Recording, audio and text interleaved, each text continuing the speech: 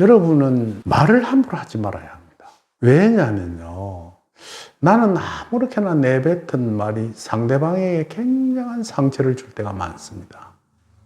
그게 무슨 말인가 하니까, 특히 여러분들이 사랑하는 사람이 있으면 그 사람에게는 더욱더 말조심을 해야 합니다. 그 농담 비슷하게, 억지 비슷하게 하는 소리는 절대로 하지 않도록 하시는 것이 좋습니다.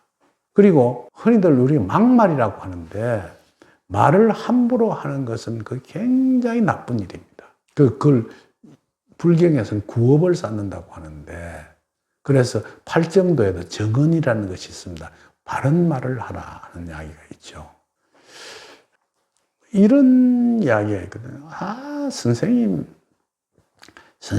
뭐 생긴 모습이 굉장히 여자를 좋아하게 생겼습니다. 그게 막말하는 이야기거든요.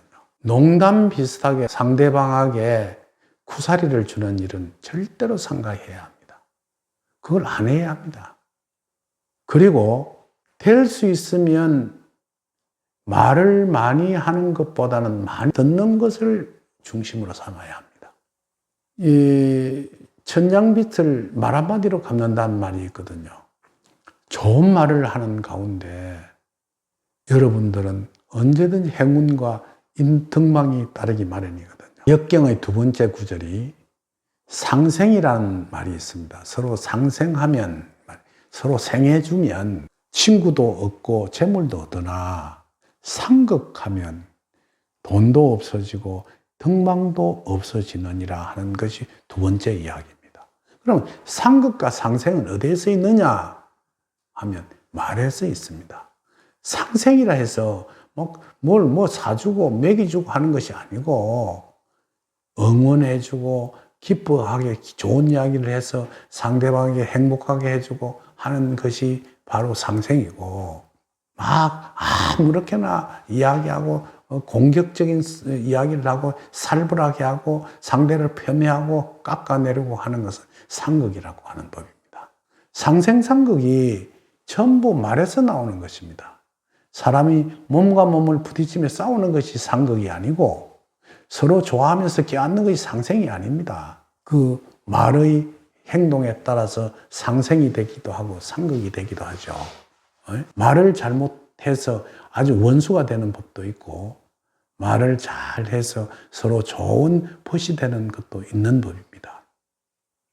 특히 내가 사랑하는 사람, 나의 아내, 나의 친구, 내와 더불어 같이 사는 사람, 이런 사람에게는 좋은 말로서 그 사람을 응원하고 기뻐해 줄 수 있는 그런 마음의 가짐을 가지는 것이 제일 중요한 법입니다.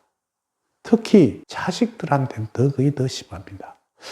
우리 아들 정말 요새 열심히 사는 모습이 정말 좋아. 저놈 저건 공부도 안 하고 부모 말 속만 새기고, 이런 소리는 될 수 있는데 삼가해야 합니다. 속썩이는 일이 있더라도 그건 따끔하게 한 차례 뭐라 하고 난 후에는 두 번의 그 칭찬을 해주어서 응원해 주는 것이 더욱더 중요합니다.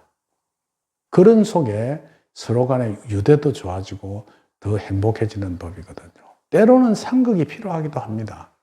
그러니까 호된 매질도 필요하기는 합니다. 그게 한 번, 두 번 좋은 이야기를 해서 안 될 때는 강하게 질책해야 하겠지만은, 항상 우리 아버지가 뭐라 하는 건 이때는 무섭지만 뒤에 가서는 내게 언제든지 좋은 말을 해줘서 나를 응원해 준다는 생각을 가지도록 여러분들이 하셔야 될 것입니다. 제가 이런 일이 한 번 있었습니다.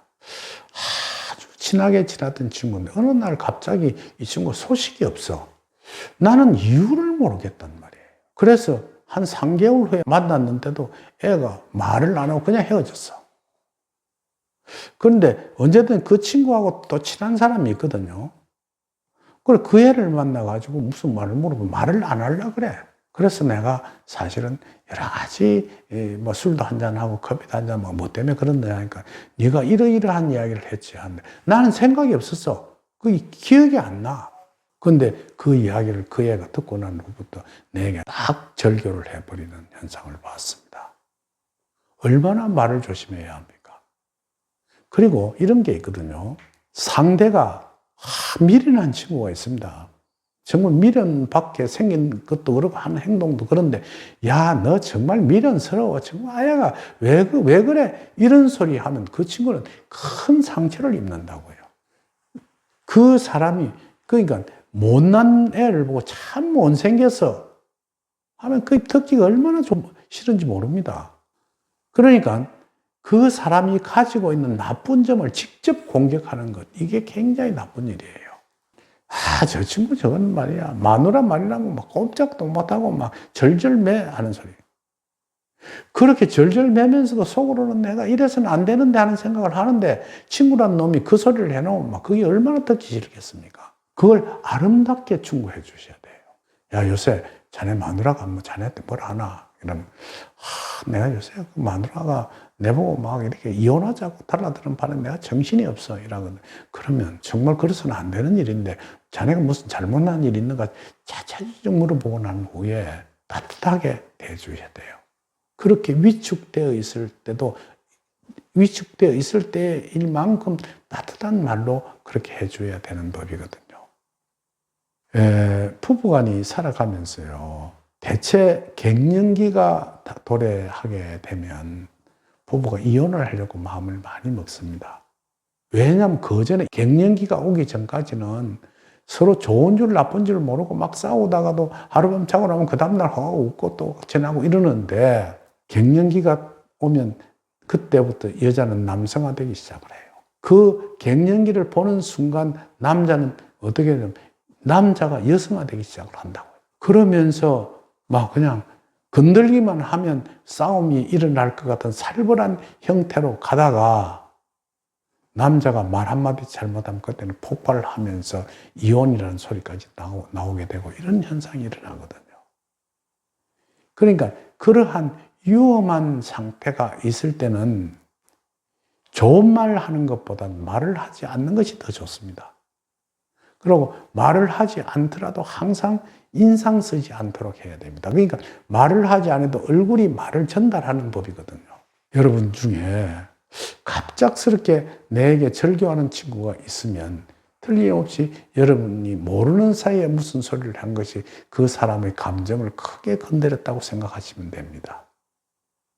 그게 현상의 일입니다. 항상 나는 온화하고 따뜻한 위로의 말, 좋은 말을 하도록 하셔야 됩니다.